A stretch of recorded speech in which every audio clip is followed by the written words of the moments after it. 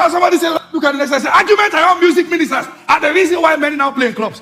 Nobody who has met Jesus will leave the church for club. Listen, anyone who come on any platform and say, I used to be playing in church, he was never born again. No one who met Jesus leaves the church for clubs. No one. See, people will offend you. People will stab you. People will do that. The fact that you have encountered him. They dragged the disciples. They dragged them on the floor. They killed them. They stood. Such is an indication that you were never discipled. Never discipled. It's not church or the club. If you leave church to play in club, you've always been a club boy. All right. Now, this is a very strict prophetic warning. This is my final concerns about musical innovation, particularly the Afro Gospel, which I have given platform to, for them to hear what it's about, for them to say what it's about, for them to speak freely. We live stream their songs on our platform, on our TV station, and we've invited a few of them here. But I want to give it balance. 2, the dangers I observe that the church will be exposed to. And these are my concerns. Number 1, worldliness. I've been to some Afro events and whatever, this, that you see Christians who are worshiping or singing event doing like this. This has a meaning. Worldliness. Hype men in worship. Hype men. You sing songs trending and you wonder, could this be a church? Worldliness. Thank God for innovations. But let's be careful. Worldliness. Number 2, misrepresentation of Christ. It becomes painful if we attend whatever you call musical concert or Afro Gospel Award, and the dressing in those places, like the dressing for Burna Boy's event, burst outside, is mini skirt, or you're a worship minister or a creative, and all the time we see your cleavages. You are not a minister. Be careful not to misrepresent Christ. Number 3, shallowness. We seem to be preaching the gospel. Let them go into all the world, but are they prepared to withstand the heat? Because many go and never return. Do you know what it means to be preaching to the people who go to club? If you're a girl who is loose or a boy who is not disciplined, the equipping for those who should go should be stronger. The strictness needs to be more, because it fears out there. And guess what? People are afraid to teach this because they will not come to your church. Number 4, imbalance. What are the lyrics like? What is like? Recently, Dr. Panam Pasipal raised the voice and raised his concern about some new things. The way Panam Pasipal trended. Yes. It took me time to know this in Nigeria. Without Telegram group for promotion, without YouTube, without all those things, just on the wings of the Spirit, singing songs accurate and relevant for all seasons. Accurate. Flows of the Spirit. You hear sound. There's this man, Pastor Daps, something. Oh boy. Recently I found out, but many of the spiritual songs we sing, he sang them. I remember sitting on campus with my earphone and listening to Sun Talk. Papa Chris Delvan. These are foundations laid. You listen in the early 2000s. Is your name in the book of life? Nathaniel Bassi. You'll be amazed.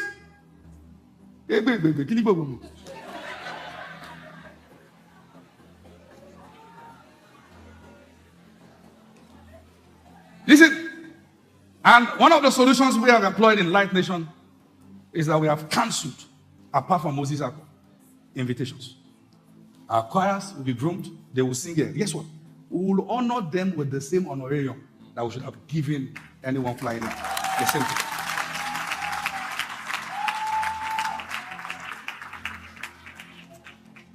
All right, let me wrap that up so we can close for the day. I know I've taken longer than I've ever taken, so I'm going to wrap up the service myself, all right?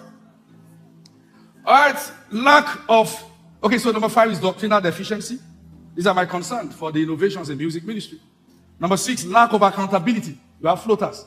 Music ministers that can be traced to any man, anywhere, any church, any doctrinal persuasion. That becomes worrisome. Christian creatives that are trying so hard to look like the world. Striving so hard in communication, in mannerism, in dressing. Once you stand that you are a minister, everything about you must represent Christ. You can't flaunt your breast when you feel like it. You understand what I'm saying? If we are seeing your laps outside, we are seeing your breasts outside. You're a Jezebel. You are listen, and I'm going to show you from, oh yes. Give me Revelation chapter number 2. So when you allow that Jezebel, the adulterer woman, to speak, to minister on the altar. You're coming to the altar to minister, and your skirt is slit. You are casting spell of lust. Spell of lust on people. Slit skirts. Or people follow you because they were blessed by you. Or when they come to your platform, you are the one who posts bomb shots. You are a different person in church, a different outside. That's adultery. And it must be clear where the church stands. There are people by apostolic template not to be allowed to stand on the altar. And let me say this to you. One time I was in London, and I was following our service before our service in London. And I heard somebody singing. I said, we carry favor for you, carry favor for her, favor. And I heard, for those who are single here, we carry boyfriend for her. I said, stop, I call, stop that administration now. Let someone else take the mic, delete it.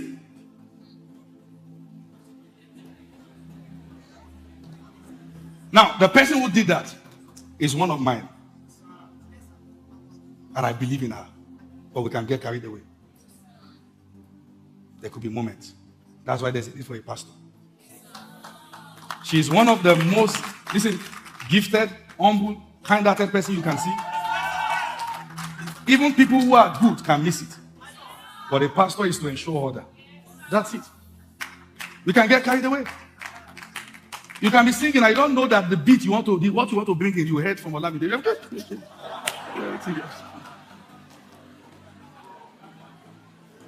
And because I said that because I called, I said, put that to the moment I finish speaking with her after, oh my, you need to say repentance. I said, why are you to talk to me? I'm gifted. Okay, let me tell you something, because I said this yesterday at the Bride's meeting, that it's a lie when they tell you that if you are loaded, you'll be needed. You can be loaded and people don't want to have anything to do with you because your character stinks. Are you know what I'm saying? There are many loaded people who live lonely lives. They've desecrated everywhere. And people don't, see, let me tell you something. People have seen people. Let me keep quiet. I will keep quiet.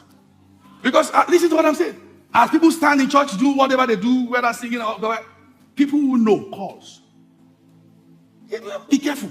Why would you be a person who is doing something in the church and 10 pastors are calling? Be careful. It means the character has gone like a stench, destroying every open doors and possibilities. You see our children and the teenagers, when song is going on, they are here dancing. They must hear what edifies and know how it is done. And I want to thank God for Streams of Life, because I know that many bloggers are on your case to go through your songs and say, this is Apostle Lazarus Church. But you will make Jesus proud.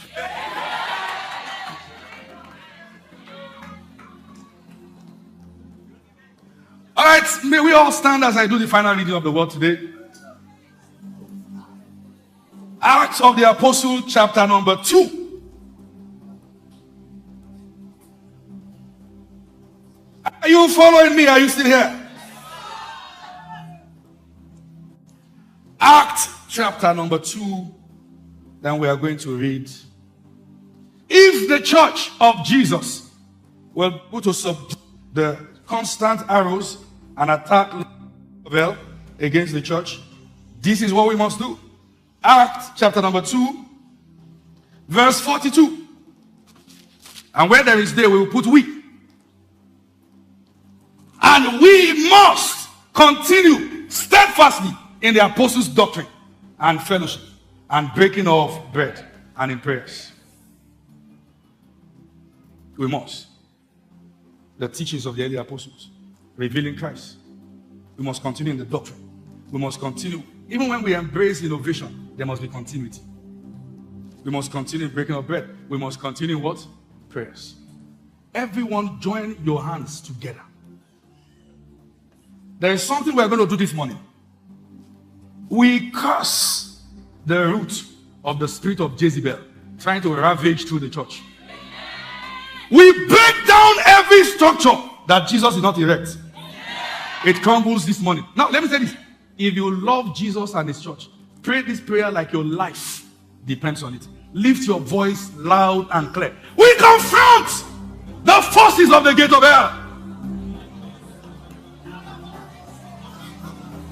We confront them over the Nigerian church, over the church in Africa.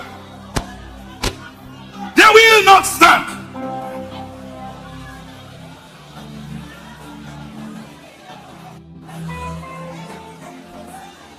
They will not stand. They will not stand. The church is preserved. There's sanity. There's help. There's spirituality.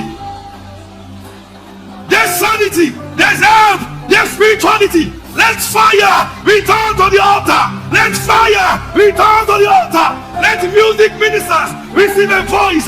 Let them be touched and helped.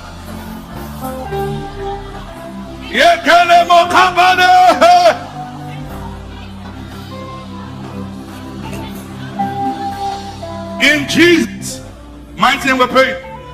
Paul speaking said, I will boast in my afflictions. You know, sometimes people feel, well, because you're a pastor and you ride jeep and you wear a nice suit and then you're in an air-conditioned church, so why won't you try to tell us all these things? Let me tell you something. For this same gospel, I've been accosted twice to be killed. I've been dragged from the pulpit with my trousers. I've been carried to dens where they kill people. For the gospel, not for anything else I did. For this same gospel, I've been slapped. Someone asked me, how do you usually feel when they are dragging you? No feeling. They drag the early apostles on the floor. You drag me on social media, no pain. I've been threatened. There was a time that if I'm traveling, we have to take 2 cars to escape with one for the gospel. Or you think that our building was demolished because of any road.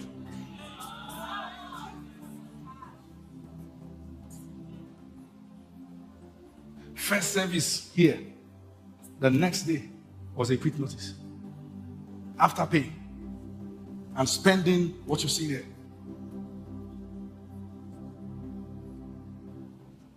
I came into this city and for 1 full year was on boat. Even when my teachings were everywhere, my wife and I and our people will be the last to leave the church. Many times I enter boat and they say, this is pastor now. For the gospel. Not because I didn't have a car. Paul said, I count all things but dung for the excellence of Christ. I'm not the one who want to beat his own drum or blow his own trumpet. But if I've gone the route of academics, like I wanted to, you should have an idea. 7 years of my life was a standstill, and I complained to no one. The first salary Light Nation could afford to pay me was 35. Up till the recent time, they moved to 50K, then to 100,000. And I said, stop. Let me go and find God. We've emptied our accounts before, and there was no money to buy diapers for our daughter. We were making plans. So you can check her age and check that what I'm saying is not 10 years ago. We're making plans on how to get our handkerchiefs that they've given us in church to fold into our panties to use for our diapers. Trusting God to provide. In the midst of that, we're leading loads of people. We could have manipulated you for money. When we're going to come here, did you see us call if you have 10 million, you have this? We won't do that. And because we don't do that, many take us for granted. Do you see me passing with 10 protocols shielding me? I walk. But some come and insult our pastors. Say, who are you to stop me from seeing him? Because although this is what we need, pastors who are human, but we treat them like trash. This is the reason why people are forced to push other parts. It's the church. If a pastor doesn't have Jeep, you don't respect them. Young pastors are under pressure. Young ministers are under pressure. I can't take bike and come for a meeting in peace. You think God has not answered my prayer? It's the church. It's our own making. That now we believe you don't have money, you have failed. What's the asset of a church? Jesus. That's our asset. Light Nation, may your joy not be full because we are here. But your joy should be full because we are indestructible. That if we have to come and there are no ACs, there are those who are under the sun in Bronu as we speak. It is the same Jesus. You have not become too better.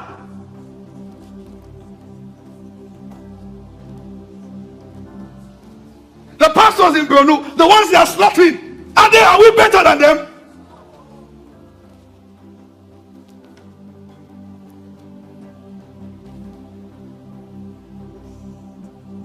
We can become so touche that we are not preparing ourselves as the bride that Jesus is coming for. This is the church. Let's go back to sanity. Young pastors, don't be under pressure to bring a popular face so it will look like you are doing well. Run your meetings. How many times have you seen me just invite? Run your meetings. God has helped you. Grow from where you are. Grow from where you are. And let him lift you. He's the one who lifted the beggars from the dunghill and set them among princes.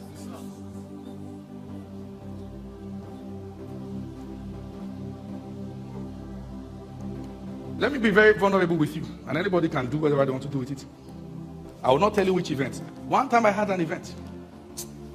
And just almost broke down in depression. Because I just asked myself, I said, these people, you say that I'm not a blessing to them. Not even one person said, I bought you these cufflinks. Now, wow. How we love oppressors. But if a pastor manipulates you and says, it's my day, everybody, 10 million for 10 extra years. What I'm saying is, people seem to be entering a demonic wisdom that if you don't add something to it, you will die alone in church. But you must stand. Let God, who has called you, lift you. Are you following what I'm saying? Have you been blessed this morning? Welcome to the narrative session of Fire Conference Channel, where we give a quick recap of this clip you just listened to. A lot of pastors today are struggling financially, and it's not because God doesn't provide.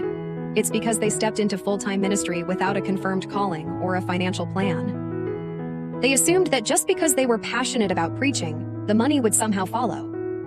But ministry is not a career move, and passion alone doesn't pay the bills. Look at Paul. He was a full-time apostle, yet he still made tents. Why? Because he understood that having a calling doesn't mean you abandon wisdom. He didn't sit around waiting for churches to fund his life. He worked when necessary so that he wouldn't be a burden. But today, some pastors dive into full-time ministry with no financial backup, no income streams, and then wonder why they're struggling. Then there's the issue of poor planning. Some pastors rush into marriage without a financial structure in place.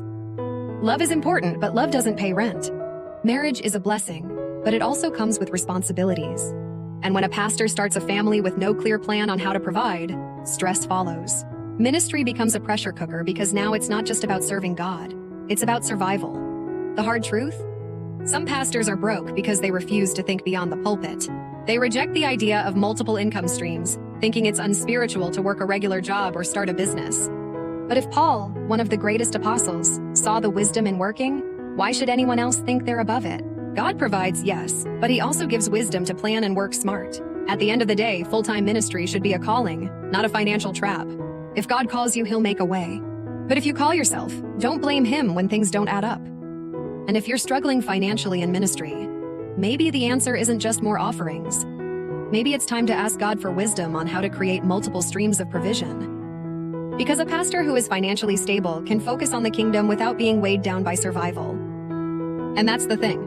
Ministry is already challenging enough without the added stress of financial struggle.